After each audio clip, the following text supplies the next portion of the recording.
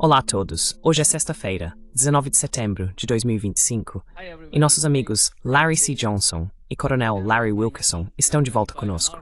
Sejam bem-vindos de volta. Bom estar com você, cara. Vamos começar com você, Coronel. E aqui está o que Donald Trump disse. Nós estávamos fazendo essa pergunta o tempo todo, durante o conflito. E desde que Donald Trump chegou ao poder, desde que Donald Trump foi eleito nos Estados Unidos, porque a única pessoa, o único país que é capaz de fim ao conflito em Gaza, na Palestina, são os Estados Unidos. E aqui está o que perguntaram a ele no Reino Unido. Um dos repórteres perguntou por que ele não está fazendo nada. Veja o que ele perguntou.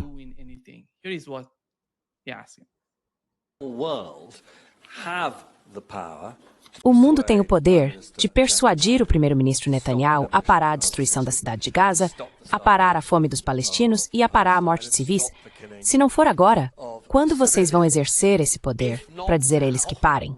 E então, para ambos vocês... Mas você entende o que aconteceu em 7 de outubro? Você entende? Então acredite em mim, eu entendo.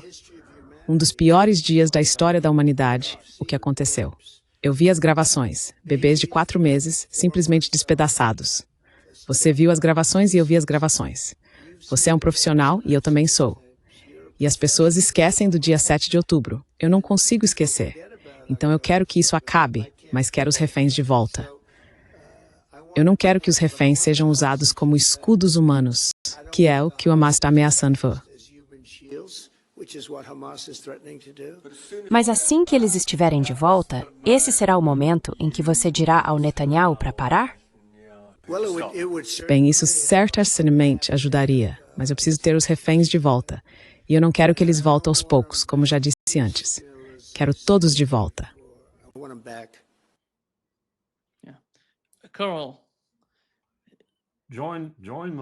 Coronel, junte-se ao trem das mentiras. Quero dizer, vamos encarar a realidade. Eu já não concordo mais que os Estados Unidos sejam o único poder capaz de parar Netanyahu. É o poder mais formidável e o mais operacional nesse sentido. Mas há sinais de que os Estados Árabes e o Irã estão promovendo algum tipo de reaproximação. O Catar já havia feito isso. Há indícios de que pode haver outra maneira de parar Bibi Netanyahu.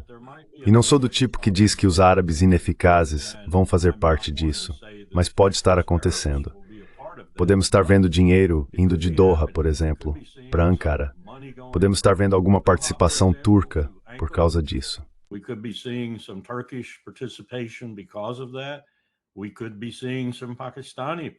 Podemos estar vendo alguma participação do Paquistão por causa disso. Podemos estar vendo uma série de coisas se desenrolando agora que eu, como profissional militar e planejador no US-PACOM, quando ainda era o US-PACOM nos anos 80, discutia de vez em quando, especialmente durante aquela guerra brutal entre Irã e Iraque, e nós apoiando os dois lados até parecer que o Irã marcharia até Bagdá. Então, colocamos todo o nosso peso por trás de Bagdá para impedir aquilo. Venho acompanhando isso há muito tempo, e sempre achei que os Estados Árabes eram basicamente ineficazes.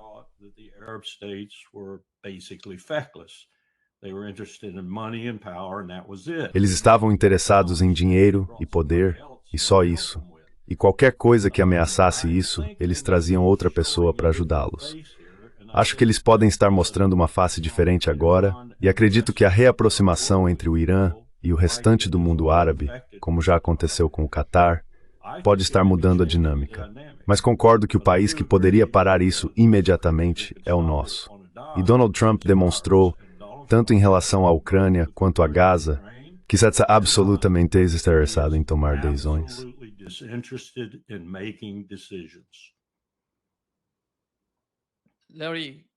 Larry, pode falar. Qual é a sua opinião? O que foi importante no que Donald Trump disse? Uma das coisas foi o 7 de outubro, o que aconteceu naquele dia em particular. Vá em frente, qual a sua opinião sobre isso?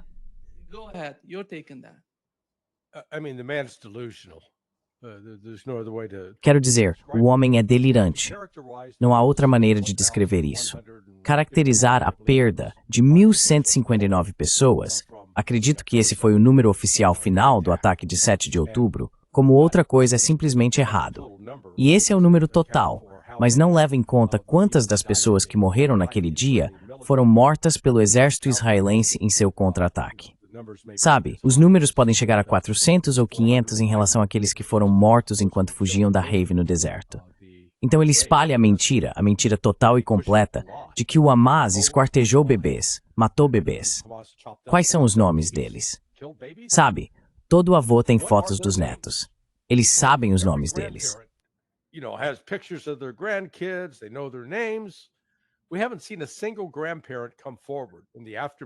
Não vimos nenhum avô ou avó se manifestar após aquele ataque dizendo: "Meu Deus, meu neto foi morto por esses monstros." Isso não aconteceu. E sim, a perda de quase 1.200 pessoas é horrível. Mas a pior coisa da humanidade, quero dizer, pelo amor de Deus, ele não tem. Quer dizer, eu entendo a hipérbole, mas fico sem palavras para descrever ou reagir ao fato de ele dizer algo tão absurdamente estúpido. E acho isso ofensivo. Mas sabe, você pode atribuir isso em parte a... Acho que, de novo, ele está enfrentando algumas dificuldades mentais. Ele mencionou aquele acordo de paz que supostamente negociou entre o Azerbaijão e a Albânia. Você fica pensando, Albânia? Não é a primeira vez que ele faz isso. É a segunda vez que ele faz isso.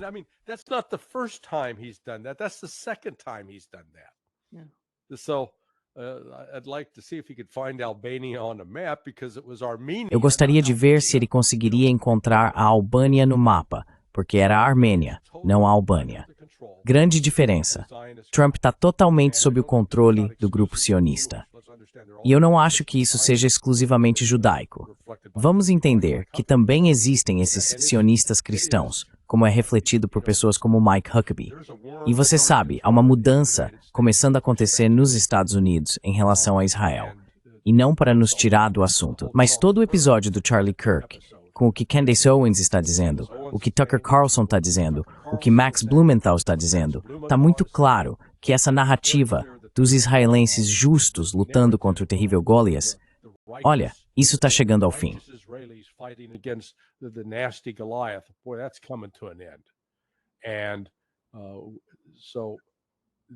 E assim, o fim do que está acontecendo em Gaza, como o coronel Wilkerson corretamente observa, os Estados Unidos poderiam acabar com isso imediatamente, mas não vão fazer. No entanto, Rússia, Índia, China, os países do BRICS, junto com o grupo árabe islâmico, também poderiam pôr fim a isso. Tudo o que precisam fazer é impor um embargo a Israel, econômico, político, diplomático, cortá-los, não manter relações, fechar suas embaixadas, expulsá-los do país, interromper todo o fluxo. Eles podem fazer isso. Eles têm poder para isso, mas não vão fazer, porque pessoas como Erdogan estão lucrando com isso. Então, mais uma vez, tá aí toda essa coisa desprezível de siga o dinheiro, o dólar, o ouro manda.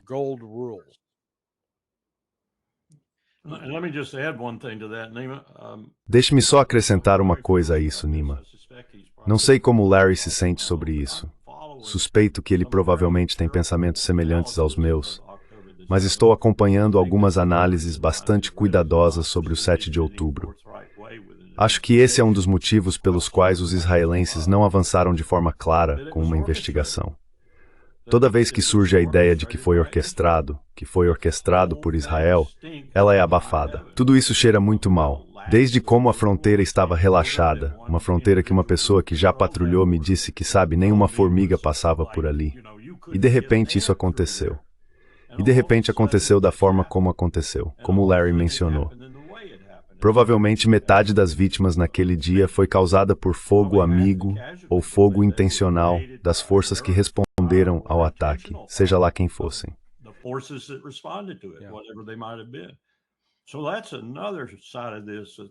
Então esse é outro lado desse problema. E essa questão do Charlie Kirk, meu Deus do céu. Eu assisti ao Netanyahu esta manhã. Ele ainda está tentando convencer as pessoas de forma ardente, enfática, mentindo descaradamente, tentando convencer as pessoas de que não teve nada a ver com o assassinato de Charlie Kirk. Quero dizer, é como, sabe, o sujeito protesta demais. Amém, amém. Então quero dizer, eles estão em batalha agora. Israel está muito perto do fim. E acabei de ver esta manhã que a maioria que ele tinha no Knesset acabou. A oposição agora tem maioria, sem o voto árabe. Eles têm maioria. Não que a oposição colocando outra pessoa lá vá mudar algo em relação à guerra em Gaza, mas ainda assim, se livrar desse homem maligno seria um passo positivo.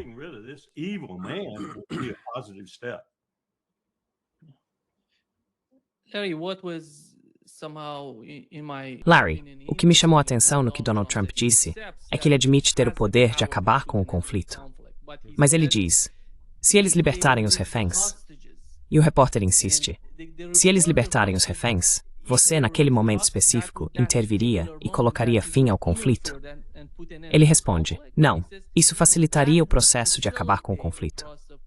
Parece que o que ele quer dizer é que se eles libertarem os reféns, eles vão entrar e destruir tudo, literalmente tudo, porque não restariam reféns israelenses em Gaza.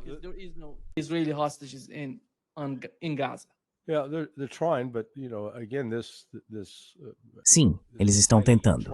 Mas você sabe, novamente, esse exército altamente treinado, que supostamente é a maior força do Oriente Médio, já está enfrentando dificuldades na invasão da cidade de Gaza.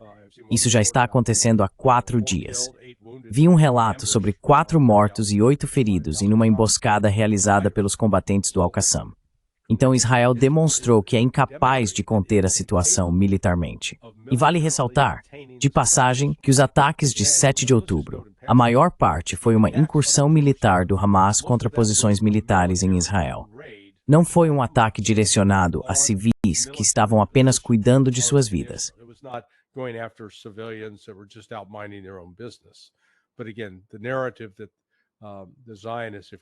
Mas, novamente, a narrativa que os sionistas criaram, e eu concordo com o Larry, é que Israel, os sionistas, permitiram que isso acontecesse, se não ajudaram a orquestrar, para criar justificativa para destruir os palestinos em Gaza e tomar o controle total da terra. No Ocidente, não damos muita atenção ao extremismo religioso que sustenta tudo isso. Vimos outro dia que essas pessoas que acreditam que vão construir o terceiro templo e que o Messias então chegará para salvar Israel, sacrificaram uma novilha vermelha. E isso foi uma espécie de demonstração. Eles mostraram que podiam fazer isso porque a novilha vermelha tinha 2 pelos pretos. Então não era pura.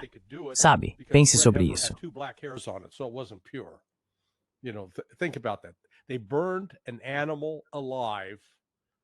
Eles queimaram um animal vivo porque querem que o Messias deles volte. Quero dizer, isso é uma baboseira teológica. Mas mesmo assim essas pessoas acreditam nisso.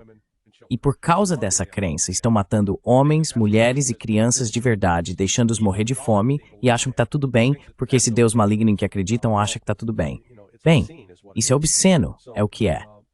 Então o Trump, ele comprou essa ideia. Ele não questiona, não se opõe, só vai junto. E eu acho que a única coisa que realmente vai mudar isso é uma derrota militar de Israel pelo Irã, um colapso econômico em Israel, ou uma intervenção externa, finalmente por parte de outras nações do mundo, se conseguirem encontrar sua consciência.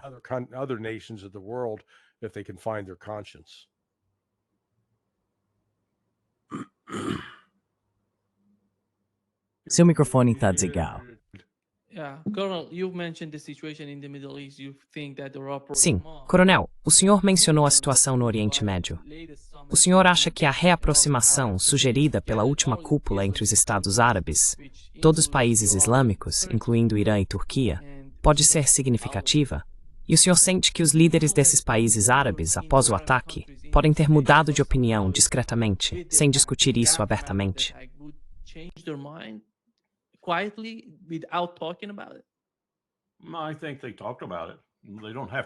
Acho que eles conversaram sobre isso.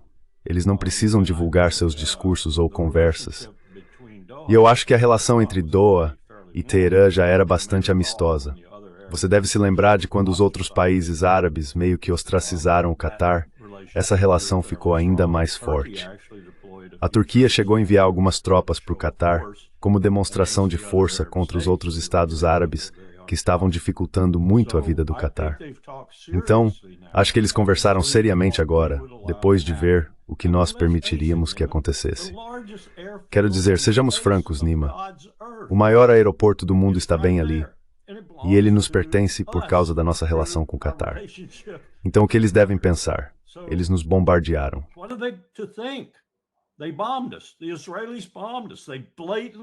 Os israelenses nos bombardearam. Eles nos bombardearam descaradamente durante as negociações. Negociações que deveriam levar a um cessar-fogo. E eles nos bombardearam porque Bibi Netanyahu não quer um cessar-fogo. E ele não conseguiu encontrar outra maneira de impedir isso.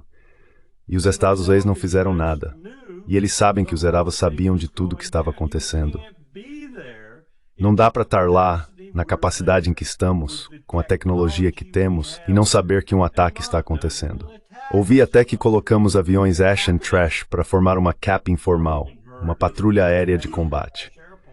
Não caças, mas apenas aeronaves Ash and Trash, para garantir que quando eles viessem e quando disparassem. Agora entendo que eles dispararam de longa distância, mas não de uma distância tão longa assim.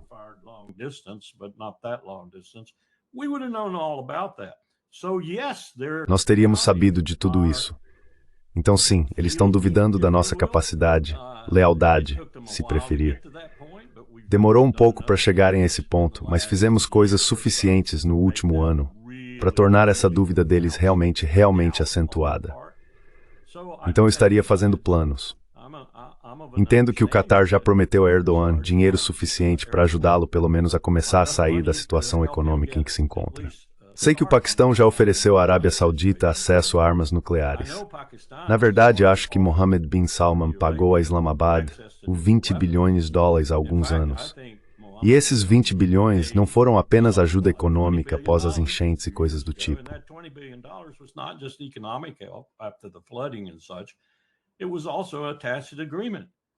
Também era um acordo tácito. Se o Irã conseguir uma arma nuclear, nós teremos cerca de 20 de vocês imediatamente. Elas serão entregues em 24 horas. Agora a situação mudou bastante. Agora eles estão se sentindo mais favoráveis ao Irã. O Irã também pode estar construindo uma arma nuclear. Quem sabe, nós certamente não sabemos. Perdemos o teste na Coreia do Norte. Perderíamos o teste no Irã. Toda a situação está se desenhando, Nima, para um confronto desastroso. E Bibi, dado o dilema político dele agora, ele não pode vencer uma eleição agora. Ele não pode vencer uma eleição. Dado o dilema político dele, dado o status da situação pessoal dele em relação a ir para a cadeia, considerando tudo isso, ele vai entrar em guerra com o Irã.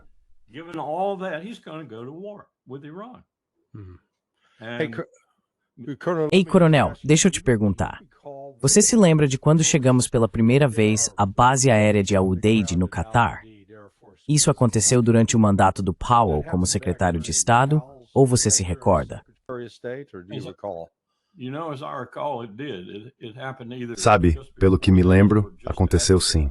Foi ou um pouco antes ou um pouco depois disso. Certo. E o Comando Central transferiu seu quartel-general avançado para lá, entre outras coisas. A Quinta Frota foi com sua bandeira hasteada para o Bahrein. Colocamos forças enormes em solo, em contradição com tudo que havíamos feito no passado. Acredito, se não me engano, que isso aconteceu ao longo de um período de tempo. Só foi crescendo, crescendo e crescendo. Nem consigo me lembrar exatamente qual foi o primeiro ano em que recebemos a notícia do Comando Central. Pode ter sido durante o mandato do Powell que eles quiseram transferir a maior parte de seus recursos de Tampa para o quartel-general avançado.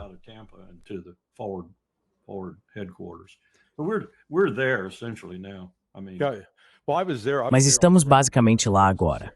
Bem, eu tive lá em 2006, passando por lá. Então esse era meio que o ponto de partida para as forças que iam para o Iraque.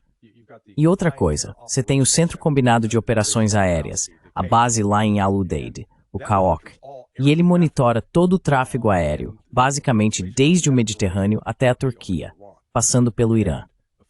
E um amigo meu que estava destacado lá disse que não é só o aspecto do Comando Central do Zazuai, é internacional. Você tem pelo menos vários países europeus, e acredito que 1 ou 2 países, Jordânia, por exemplo, que estão realmente nesse centro de operações e monitoram os voos. Em 2016, 2017, havia ligações diárias entre o general dos Estados Unidos e o general soviético, ou russo, para evitar conflitos nas operações aéreas da Rússia e dos Estados Unidos.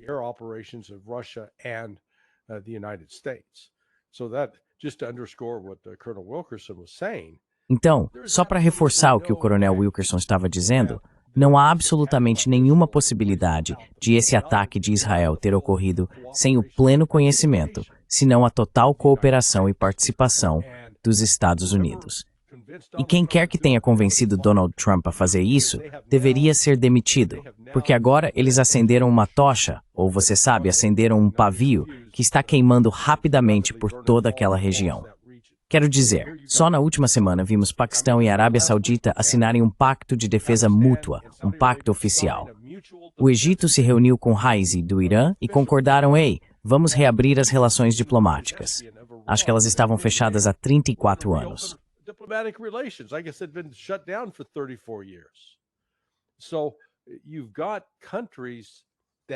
Então você tem países que normalmente não cooperariam entre si se unindo porque reconhecem, eles confiavam nos Estados Unidos, que bem, sim, vamos trabalhar com os Estados, concordar em fazer o que eles pedirem e eles nos deixarão em paz. Agora eles sabem que isso é uma mentira. E você sabe, o Qatar, acho que eles estão repensando quanto dinheiro vão contribuir para Donald Trump. Eles estão buscando mais do que apenas algumas garantias. Mas você sabe, Trump agora está dobrando a aposta ao atacar o Irã, mesmo que o Irã tenha assinado o acordo do Cairo com o Egito em 9 de setembro, não foi?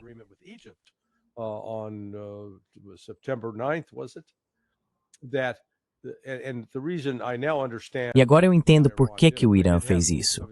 Eu realmente tinha no passado a dúvida. Por que eles assinariam com a IAEA depois que a IAEA os espionou? Mas agora eu entendo que o que eles estão fazendo é mostrar que estão dispostos a jogar pelas regras internacionais do Ocidente. E acho que eles talvez até tenham entendido que ao fazer isso, o Ocidente ainda assim os trairia. Mas eles estão tentando seguir as regras diplomáticas. E o Ocidente já indicou, como Macron disse, mesmo com o acordo do Cairo, vamos seguir em frente com as sanções de snapback. Então não importa o que o Irã faça. It doesn't matter what the hell Iran does. The West is going to try to destroy Iran. O Ocidente vai tentar destruir o Irã, e acho que o Irã percebeu isso. A diferença agora, porém, é que China e Rússia estão dizendo, estamos do seu lado. Além disso, a IAEA, pelo que entendi ontem, deveria se reunir para tentar chegar a um acordo proibindo ataques a instalações nucleares. China e Rússia propuseram isso. O único país ameaçando os outros, dizendo, se você aderir vai ter problemas, são os Estados Unidos. Os Estados Unidos querem ter liberdade para cá instalações nucleares. Quero dizer, os Estados Unidos, em termos de presença de política externa no mundo, se tornaram como um câncer.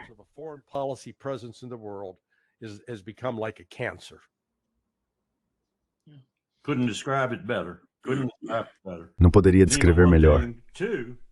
Não poderia descrever melhor. Nima, uma coisa. Duas. Estamos conectados 24 horas por dia, 7 dias por semana com a equipe das Forças de Defesa de Israel. E eles conosco. Onde? Além disso, como vai? Eles estão lá, assim como nós estamos lá. Então sabemos tudo o que eles estão fazendo, eles sabem tudo o que estamos fazendo, exceto quando chega a hora de esconder algo. E então ambos fazemos isso. Mas não é comum fazermos isso. Isso é caminhos com Reisenberg dos britânicos.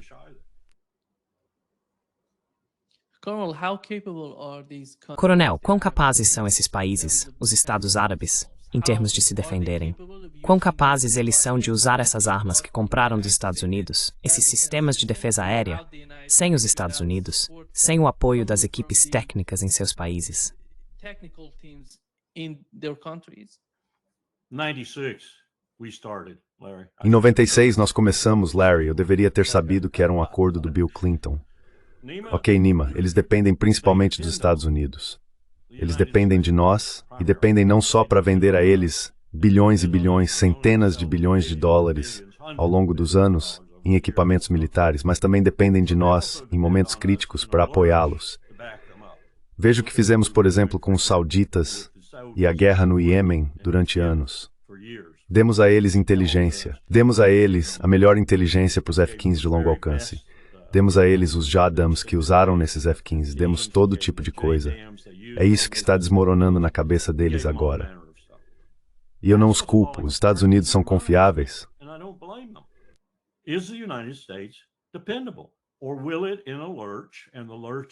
Ou será que de repente, e esse de repente se chama Israel, vai nos abandonar completamente, a ponto de atacar um aliado não pertencente à OTAN em Doha, e os Estados Unidos não fazem nada a respeito?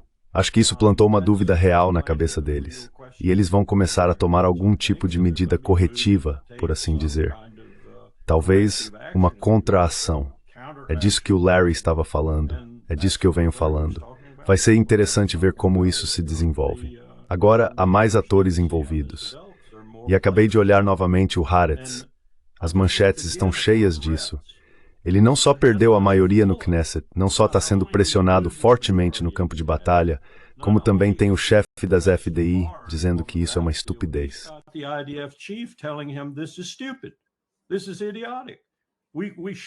Isso é idiota. Não deveríamos estar fazendo isso. Como o Larry estava insinuando, eles agora entregaram grande parte disso para a Força Aérea porque estão sendo massacrados. Eles estão sendo massacrados lá dentro. Então ele está cercado agora.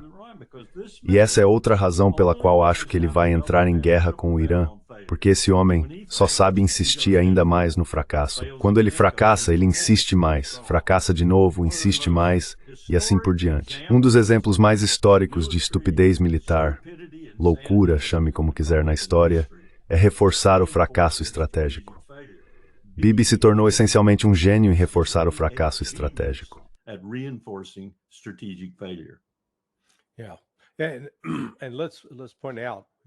Sim, e vamos destacar, voltando à cúpula, a cúpula árabe-islâmica em Doha. A imagem disso foi impressionante. Ali estava Al-Shara, anteriormente conhecido como Al-Jolani, terroristas do ISIS. Eles estavam se reunindo com representantes do Irã, sendo que 2 anos atrás, as forças de Jolani estavam atacando e matando iranianos e vice-versa. Então eles estavam lá. O rei Abdullah da Jordânia apareceu em destaque no centro da foto. E parte daquela declaração reiterou que ele tem a responsabilidade, em nome do Islã, de cuidar dos locais sagrados em Jerusalém, em especial a Mesquita de Al-Aqsa.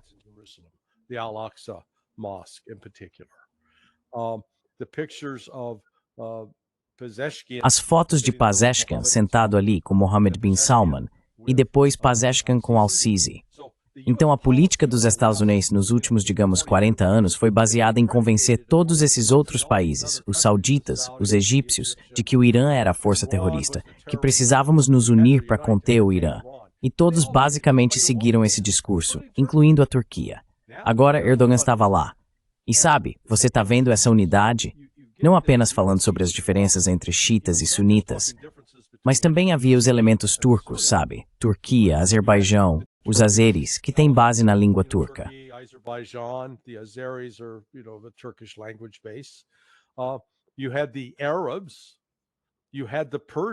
Você tinha os árabes, os persas e os asiáticos, certo? Então é tanto multiétnico quanto multirreligioso em termos de suas diferentes visões teológicas. Mas eles conseguiram produzir um documento bastante forte, condenando especialmente os israelenses e apresentando alguns planos de ação, incluindo a expulsão de Israel das Nações Unidas. Eles falaram sobre uma força militar árabe-islâmica. Você sabe, os turcos, os iranianos e os egípcios têm os exércitos de todo esse grã.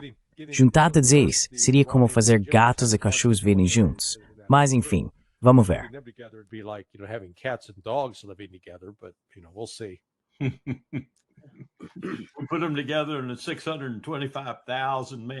Vamos reuni-los em uma coalizão de 625 mil homens para a Primeira Guerra do Golfo, mas foi meio turbulento de vez em quando. E Nima, você sabe, o Bibi está envolvido agora em um esforço que inclui ações díspares, quanto 250 legisladores estaduais dos Estados Unidos visitando Israel para a cerimônia de azulamento. É assim que eu chamo. Você azuliza um rifle tentando azular esses legisladores. E ele acabou de enviar uma equipe diplomática e militar para Pequim. Se você viu os vídeos dos chineses confrontando esse indivíduo em particular, que está usando uniforme, você está matando pessoas. Você está matando pessoas. Você matou milhares de pessoas. Você matou milhões de pessoas. Você matou pessoas. Isso é o que os chineses estão dizendo à delegação de Israel em Pequim. O mundo está muito ciente agora do que Bibi Netanyahu é uma reencarnação de Adolf Hitler, se quiser, e eles vão começar a tomar medidas de acordo. Agora, muita coisa vai ser retórica, mas acho que algumas serão ações reais.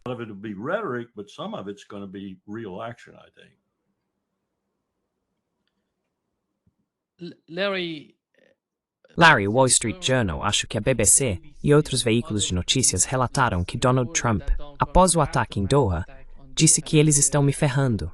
Ele está falando dos israelenses. Como você vê isso? Você acha que há alguma verdade nesses relatos?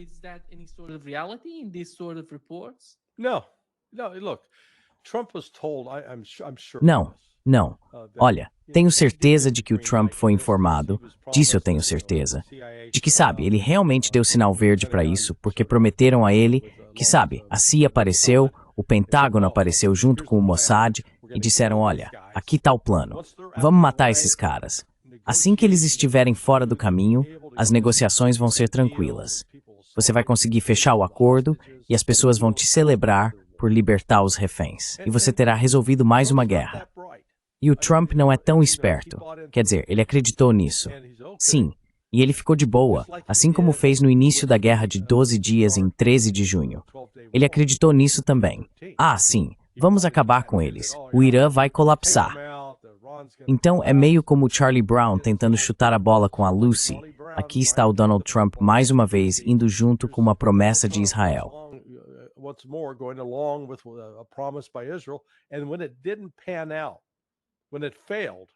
E quando não deu certo, quando fracassou, de repente o Trump disse, eu não sabia de nada sobre isso. Sabe, olha, vimos a mesma coisa em relação ao dia 13 de junho, lembra? Porque ele afirmou inicialmente, ah, sim, eu sabia de tudo isso.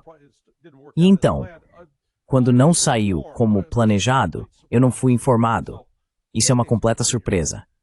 Então a mesma coisa está acontecendo aqui. E sabe, ele está completamente nas mãos sob o controle do Bibi Netanyahu. E o Trump, francamente, não tem coragem ou força para dizer ao Netanyahu para calar a boca e ficar fora disso. Que ele não vai comandar a América, não vai comprar a América e não vai ameaçar a América.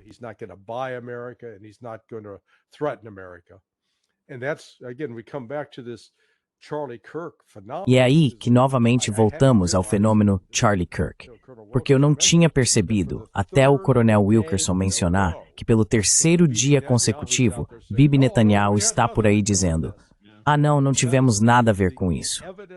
Porque as evidências que estão surgindo, independentemente de Israel ter ou não envolvimento no assassinato de Charlie Kirk, o que está claro é que eles estavam ameaçando Charlie Kirk. Eles estavam ameaçando ele. Você não pode deixar o Tucker Carlson falar. Você não pode deixar a Megyn Kelly falar. Você não pode deixar o Dave Smith falar nos seus eventos. Você precisa ter apenas isso como pró-Israel. E Kirk estava dizendo não. E amigos dele contaram ao Max Blumenthal e a outros que Kirk desprezava Netanyahu e ponto para o Charlie Kirk, achava que ele era um valentão.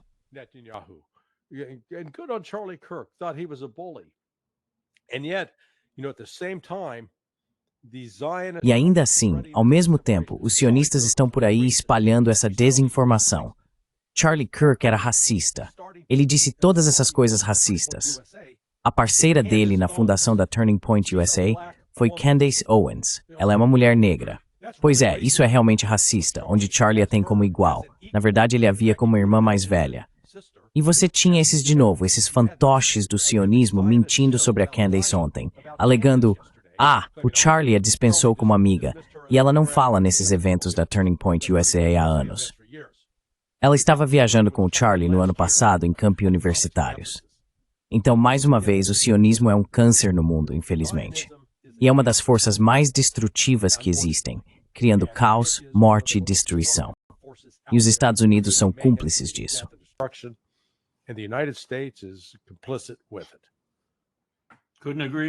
Não poderia concordar mais. E vou mencionar que, se ele pudesse e estivesse lá, nosso embaixador em Israel, Mike Huckabee, provavelmente estaria abençoando aquela novilha vermelha. É isso mesmo. E coronel, Eles estão tentando fazer de tudo para remodelar o movimento que Charlie Kirk iniciou nos Estados Unidos. Com certeza. Olhe para o Ben Shapiro aqui. Veja sobre o CIA neles, coronel. Daily Wire, confiamos em vocês da TPUSA para fazer isso. Quero dizer, essa é realmente a resposta. Estamos dispostos a fornecer e estamos fornecendo qualquer nível de apoio material, qualquer nível de apoio no local, com pessoas atuando diretamente, ajudando vocês a fazer o que o Charlie gostaria que fosse feito aqui. E acho que o motivo pelo qual todos confiavam no Charlie, o motivo pelo qual todos estamos de luto por ele, é porque ninguém fazia melhor. Você destacou 2 dos objetivos do Charlie. Ele dizia que queria trazer as pessoas de volta para Cristo e para a igreja, de volta aos valores bíblicos, e queria manter a coalizão MAGA unida e expandi-la, e expandi-la. E a questão é como fazer isso? E a resposta é, você foca no primeiro e o segundo é uma consequência. A resposta é que, como Matt disse, vocês precisam se unir em torno de algo.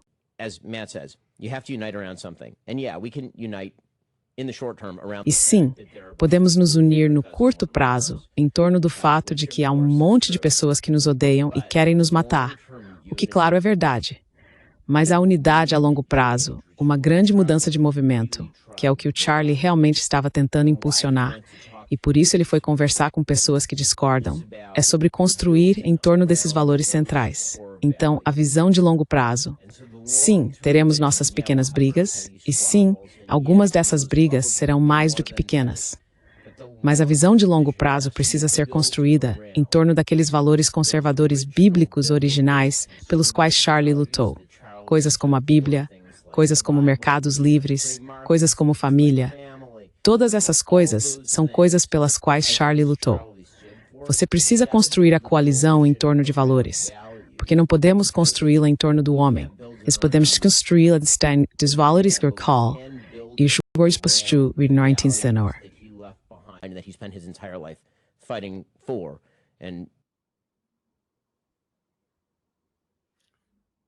Seu microfone está desligado. O que ele está defendendo, aquela coisa bíblica, é exatamente o que Ted Cruz estava falando.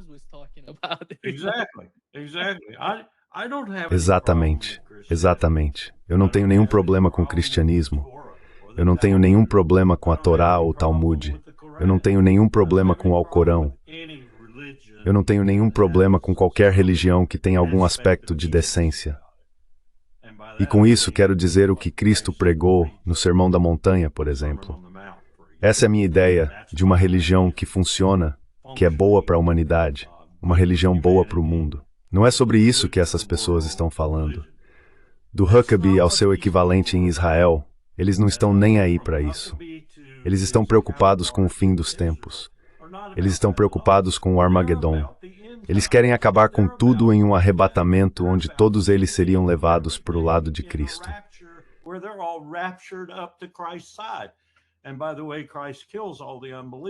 Aliás, Cristo mata todos os descrentes com uma espada flamejante. Ou, como disse o general Boykin, ele não vai matá-los com uma espada flamejante. Ele vai matá-los com um AR-15. Boykin, um general do exército de 3 estrelas, realmente fez essa declaração. É disso que essas pessoas se tratam. E eu não conhecia Charlie Kirk, não sabia o que ele estava fazendo até recentemente.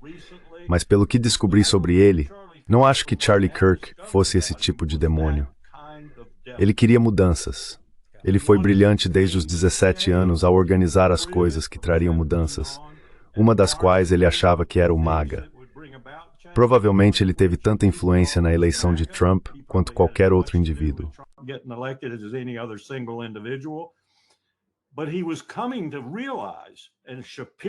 Mas ele estava começando a perceber, e Shapiro não ia dizer isso no ar, ele estava começando a perceber que um dos calos em nosso traseiro, em termos de império, era Israel e particularmente Netanyahu. Eu não sei como ele se sentia em relação a essa afiliação super-sionista Christians United for Israel, do John Hagee. Essas pessoas em Israel em um relacionamento absolutamente inacreditável, porque aquele que estiver no auge de sua crença será destruído pelo outro, no auge da sua própria crença. Então eles estão usando uns aos outros para provocar o Armagedon. Eles se utilizam mutuamente, cada um sabendo que se sua história estiver certa, o outro morrerá no final.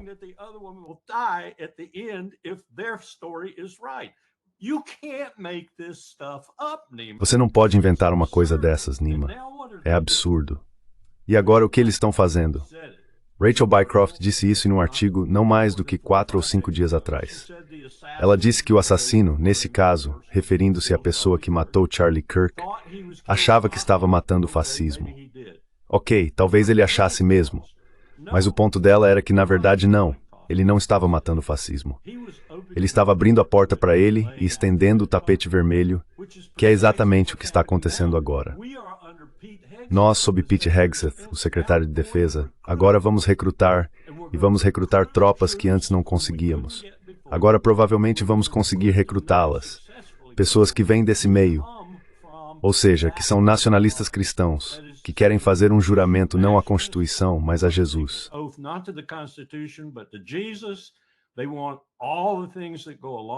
Eles querem tudo o que vem junto com isso, o que significa um exército que protege o cristianismo como a religião nacional dos Estados Unidos. Agora vamos colocar essas pessoas nas fileiras. Isso tudo é um plano. Isso é um plano. Trump é burro demais para fazer esse plano. Ele nem sabe que isso está acontecendo. As pessoas por trás dele estão fazendo isso e estão basicamente tendo sucesso. Agora vamos recrutar e colocar nas fileiras pessoas que o Hegseth tem garantido que entrem no corpo de oficiais generais e almirantes, pessoas que acreditam nessa teoria, pessoas que querem que isso aconteça. Então, quando acontecer outro 6 de janeiro, Nima, vai haver alguns soldados rasos, vai haver algumas tropas, vai haver pessoas que treinaram em Memphis, Chicago, Washington, Los Angeles e outros lugares assim, e pessoas que lideraram esses treinamentos. Nesse Rams ganhando por desastre, Nima. Nesse país.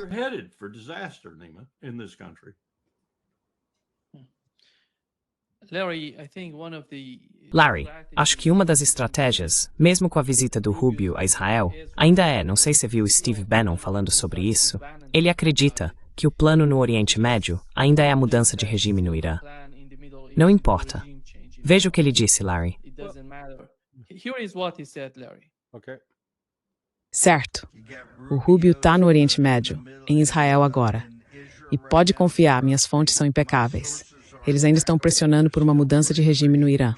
Isso mesmo, isso mesmo. Não pense que esse assunto acabou nem de longe. Exatamente.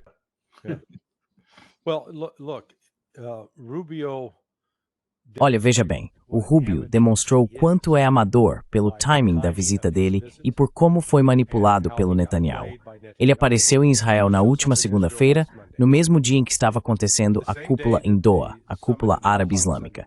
E eles divulgaram seu comunicado, sua declaração, ao final dessa cúpula. E o que o Netanyahu faz? Naquela mesma noite, ele lança o ataque terrestre completo em Gaza. Agora, para todos os participantes da cúpula árabe islâmica, é fácil concluir que o Rubio estava levando uma autorização de Donald Trump para o Netanyahu fazer isso, que tinha total aprovação. Ou é isso, ou mostra que os Estados Unidos são fracos e impotentes e não conseguem impedir Israel de fazer nada. Mas o Rubio, ao estar lá com o Netanyahu e depois o Netanyahu tomar essa atitude, acaba ou associando os Estados Unidos como totalmente endossando a ação, ou mostrando que os Estados Unidos são fracos mais para impedir. Showing that the United States is too weak to stop it. Either way, it doesn't strengthen Rubio's position. De qualquer forma, isso não fortalece a posição do Rubio como diplomata. Quero dizer, a percepção sobre ele é de que ele é apenas um garoto de recados. Ele não é uma pessoa séria. E não duvido que eles ainda alimentem essa fantasia de que podem conseguir uma mudança de regime no Irã. Mas sabe, quando você volta e olha para as negociações iniciais do JCPOA em 2015, foi na verdade a Rússia que propôs a tática das sanções de snapback, acreditando que isso convenceria o Ocidente de que o Irã levaria a sério o cumprimento de suas obrigações sob o JCPOA. O que a Rússia não previu foi que, primeiro, os Estados Unidos se retirariam do acordo sob Donald Trump, E segundo, que o Reino Unido, a França e a Alemanha não cumpririam sua parte do acordo ao suspenderem as sanções que haviam prometido.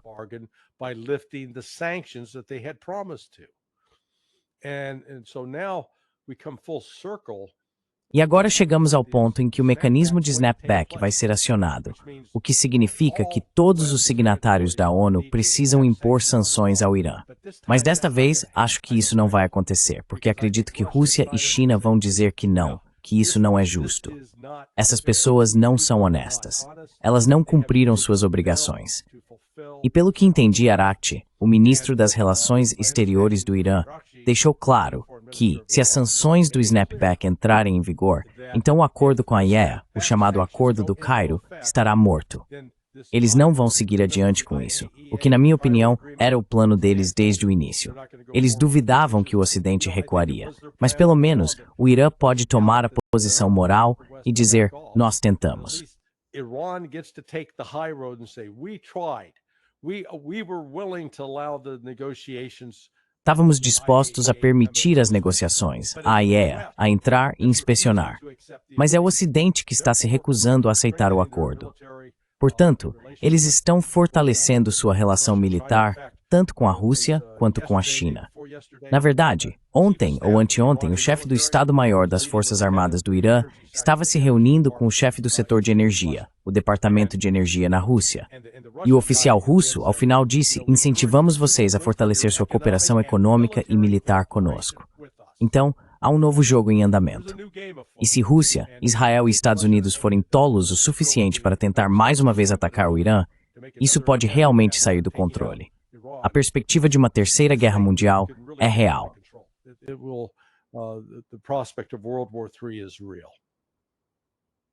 Concordo com cada palavra que o Larry disse. General, Donald Trump também mencionou a situação entre Rússia e Ucrânia durante sua viagem ao Reino Unido. Aqui está o que ele disse sobre as sanções e a pressão relacionada à energia, petróleo e gás, e como isso vai ajudá-los.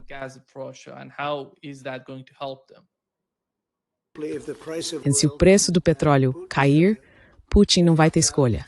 Ele vai ter que sair dessa guerra.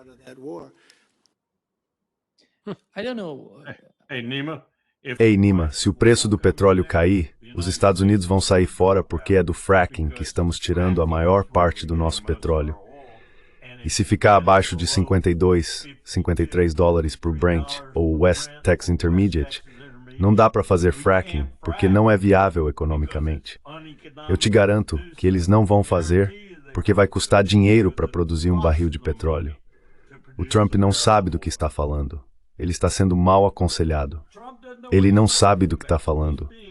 O Rubio está andando pelo mundo. Ele deveria ser o conselheiro de segurança nacional.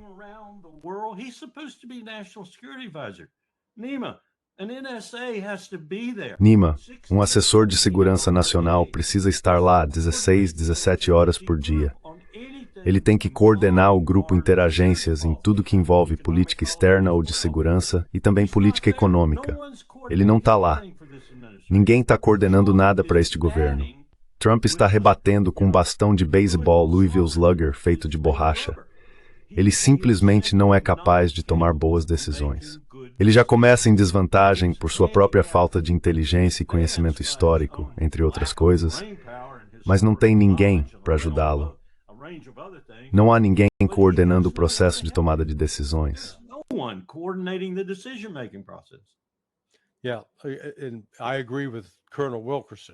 Sim, e eu concordo com o Coronel Wilkerson para retribuir o favor. Mas repare que o Trump não entende que as exportações de petróleo da Rússia costumavam representar cerca de 25%. Então era uma parte bastante significativa da economia deles. Agora não, está caindo para menos de 15%. E a grande maioria disso está indo para a China e a Índia, que realmente precisam de petróleo. Então, mais uma vez, o Trump comprou uma ideia errada e não é inteligente o suficiente para fazer as perguntas certas e desafiar o que está sendo dito a ele, porque isso não vai forçar o colapso. E vimos também o Scott Bessent insistindo que se conseguissem fazer a China e a Índia pararem de comprar petróleo russo, isso colapsaria a economia russa. Quer dizer, O Besson supostamente é um cara inteligente, mas esse foi um comentário incrivelmente estúpido da parte dele. That was an incredibly stupid comment on his part. E Nima, eu acrescentaria algo ao que o Larry estava dizendo. As pessoas simplesmente não entendem o quão vasta é a Rússia. Sim. Deem uma olhada no mapa, pessoal. E eu diria que a União Soviética explorou cerca de 5, talvez 6% do imenso potencial de recursos que a Rússia possui. Quero dizer, é incrível. Eu estava vendo uma análise outro dia que incluía a plataforma ártica, provavelmente há petróleo bruto e metano incalculáveis ali. Mas eu também estava vendo uma análise de minerais críticos e outras coisas que o nosso próprio exército fez sobre o que pode existir na Rússia. A Rússia é como os Estados Unidos em 1783. Vamos colocar dessa forma. Washington olhou para fora, e ele nem estava olhando além do Mississippi naquela época, e disse, oh, a providência divina nos abençoou com tanto. E realmente abençoou. A Rússia provavelmente quadruplica o que recebemos de bênçãos, certamente em relação ao que temos hoje. Eles simplesmente ainda não exploraram isso. Existem vastas regiões da Rússia que ainda nem foram tocadas em termos do que podem oferecer.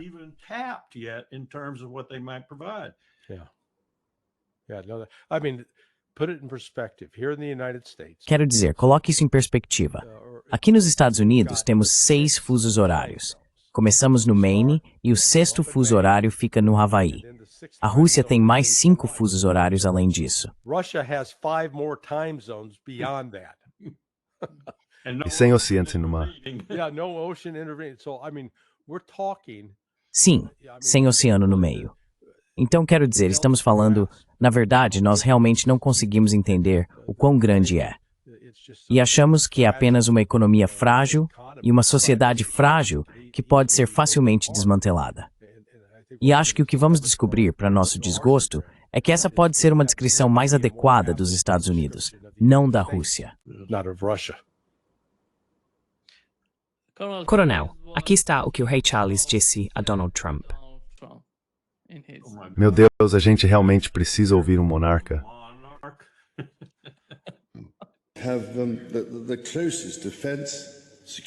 Temos a relação mais próxima já conhecida em defesa, segurança e inteligência. Em 2 guerras mundiais, lutamos juntos para derrotar as forças da tirania. Hoje, enquanto a tirania mais uma vez ameaça a Europa, nós e nossos aliados permanecemos unidos em apoio à Ucrânia para deter a agressão e garantir a paz.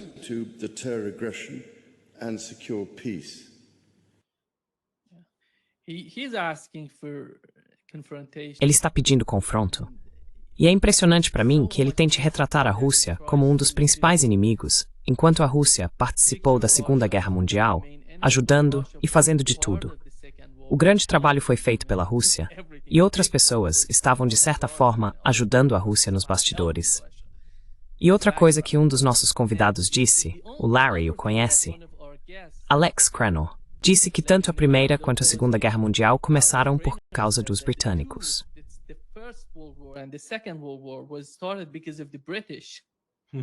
Claro que estavam. Qual é o seu entendimento? O que você acha que ele está pedindo, na sua opinião, com esse tipo de discurso da parte dele? Não, você está perguntando para mim ou para o Larry? Pois é em você, coronel. Ah, tudo bem. Francamente, ver um rei britânico, um monarca, levantar-se assim e ler declarações tão absurdas me machuca o coração. Porque eu me descreveria como um anglófilo há uns 25, 30 anos pelo menos. Todo ano em Londres, todo ano com minha esposa nas Ilhas Britânicas. Eu nem quero mais ter nada a ver com eles. Na verdade, não quero ter nada a ver com eles desde Tony Blair, aquele covardezinho que disse que Saddam Hussein poderia bombardear Londres em 45 minutos. E ele ainda está por aí, pelo mundo, ganhando milhões de dólares, espalhando sua sabedoria, seja lá o que isso for.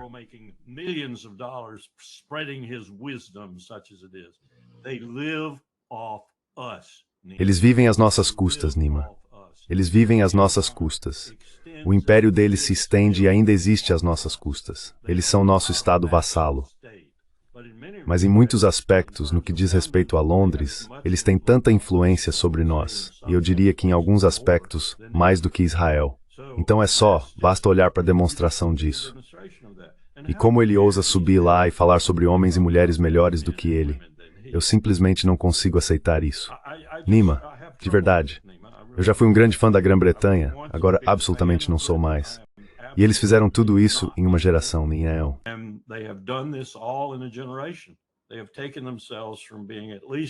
Eles passaram de ser pelo menos um aliado razoavelmente confiável, sempre vivendo à sombra do nosso poder, é verdade, para se tornarem um pequeno bajulador obsequioso, como o resto do mundo que nos bajula à nossa volta, seja França, Alemanha ou, e preciso dizer rapidamente, todos esses países estão mudando seus governos. Eu diria que neste momento, Macron é um homem morto andando, Starmer é um homem morto andando, Scholz em breve será um homem morto andando, e muitos outros governantes na Europa também, por causa do que estão fazendo. Seus povos não concordam com o que eles estão fazendo. Hesito em dizer o que vai acontecer depois e o que vai acontecer com a Europa à medida que isso começar a desmoronar, à medida que as pessoas começarem a entender o que foi feito com elas, em nome da América, realmente, e do relacionamento transatlântico e da OTAN. Tudo isso vai desaparecer. E acho que vai desaparecer em um estalo, como fumaça. Então vamos ficar ali torcendo as mãos e tentando descobrir o que fazer a respeito. Deus nos livre que Donald Trump ainda seja o presidente quando esse momento chegar.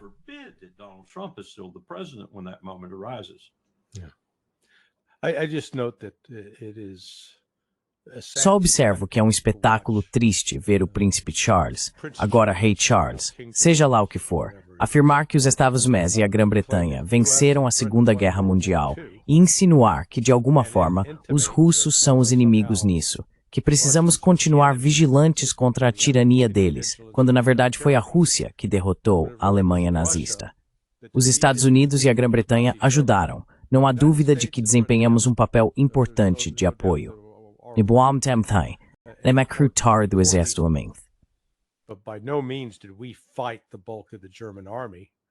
And again, this glossing over history like this. E mais uma vez, esse mascaramento da história é típico do que está acontecendo, onde constantemente mentimos para nós mesmos e nos recusamos a apreciar ou reconhecer que a Rússia tem um papel legítimo no mundo e que o Ocidente tem sido consistentemente provocativo ao tentar ameaçar a Rússia. Isso remete ao ponto que o coronel Wilkerson mencionou anteriormente sobre os vastos recursos que a Rússia possui. É isso que está motivando o Ocidente, especialmente os europeus. Eles precisam colocar as mãos nesses recursos, porque não tem nenhum.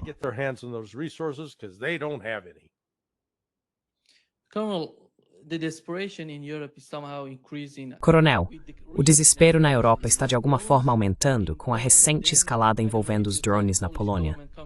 Depois, não sei se você viu, o governo polonês divulgou fotos alegando que caças russos atacaram, atingiram ou bombardearam alguma parte da Polônia.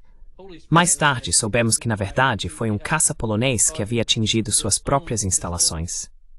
E hoje, ficamos sabendo que o Ministério da Defesa da Estônia anunciou que 3 caças russos MiG-31 entraram no espaço aéreo estoniano, violando o espaço aéreo da OTAN por mais de 12 minutos.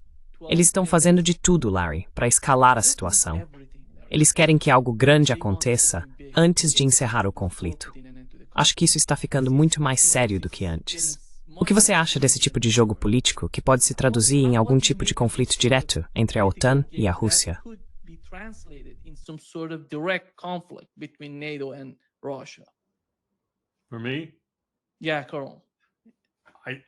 Para mim, sim, Carol. Eu volto à minha teoria original, da qual não vou abrir mão tão cedo. E é que estamos tentando impedir essa mudança inexorável de poder do Ocidente para o Oriente. E não sabemos outra forma de fazer isso além da guerra. Vamos evitar essa possibilidade por um tempo. Já estamos envolvidos por procuração em toda essa zona de crise. Mas entraremos de cabeça se for necessário. E esse é o pessoal de Davos. Gosto de chamar assim. Doug McGregor gosta de chamar de globalistas. Eu prefiro chamar de pessoal de Davos, o grupo do Fórum Econômico Mundial, os JP Morgans, os Rothschilds, todas as pessoas que foram financiadoras de guerras ao longo da história.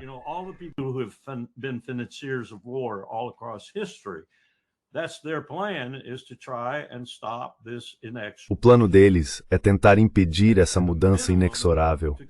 No mínimo, chegar a algum tipo de estagnação em que você tem a China e seus aliados de um lado, que rapidamente estão se tornando 2/3 do mundo ou mais, e o Ocidente do outro lado, que rapidamente está se reduzindo apenas à porção norte-americana. Se isso falhar e eles tiverem que recorrer a armas nucleares, que assim seja, eles dirão. Mas eles recorrerão às armas nucleares para evitar que essa derrota total aconteça. O que eles não entendem, e o que a história grita, é que se eles não entenderem isso, estarão em sérios apuros. E consulte John Mearsheimer sobre isso. Ele e eu já tivemos esse debate. O debate realista.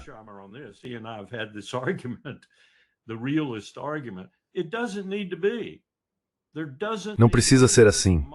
Não precisa haver essa guerra monstruosa com potencial de se tornar nuclear para manter o Ocidente vivo, Europa e América do Norte. Porque o outro lado não quer guerra e está disposto a ceder e a cooperar. Ele sabe que está vencendo e continuará vencendo. É inexorável. Mas isso não significa que seja um jogo de soma zero.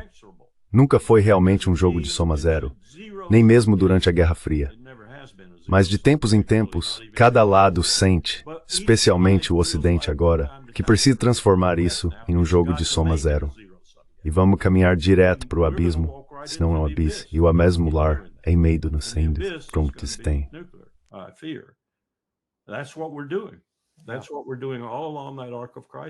É isso que estamos fazendo ao longo de todo esse arco de crise. E olhe para a parte sul dele agora.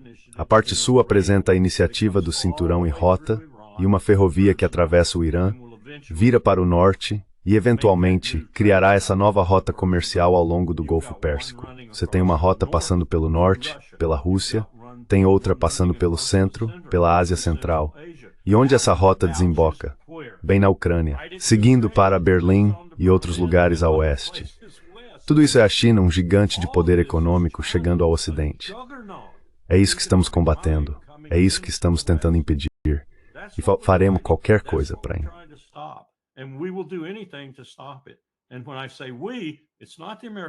E quando eu digo nós, não estou falando do povo americano. Eles não fazem ideia, eles não têm a menor noção de que isso está acontecendo. São as pessoas nos bastidores.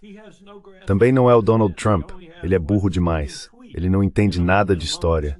Ele não entende nada dos acontecimentos atuais. Ele só tem aquilo que pode tuitar de improviso.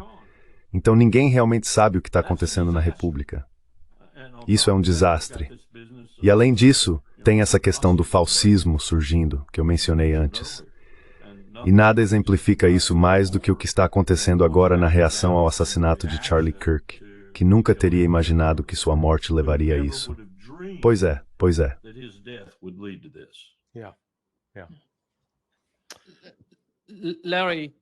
Larry, antes de encerrarmos, o que o coronel acabou de dizer é muito importante, porque Donald Trump falou sobre os Estados Unidos voltarem para o Afeganistão.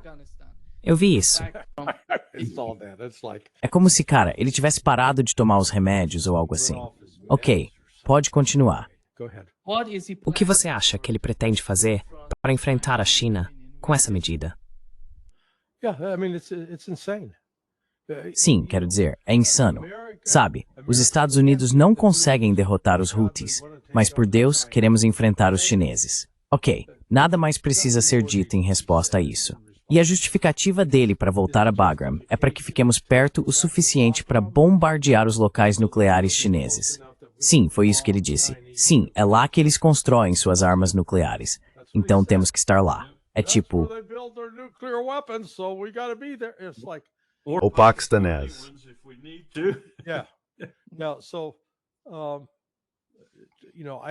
Acho que o governo Trump está com problemas. Ele vai se apoiar no Charlie Kirk, que será uma espécie de Horst Wessel republicano. Então ele vai se tornar, você sabe, Horst Wessel se tornou o símbolo do partido nazista, um mártir. E você sabe, eles vão tentar transformar o Charlie Kirk na mesma coisa para poderem justificar a repressão à liberdade de expressão, punindo o discurso de ódio. E discurso de ódio será definido. Aquilo que dissemos hoje sobre Israel será definido como discurso de ódio. Mesmo que seja, você sabe, analiticamente verdadeiro, ainda assim será considerado discurso de ódio. Então estamos entrando em um período realmente sombrio.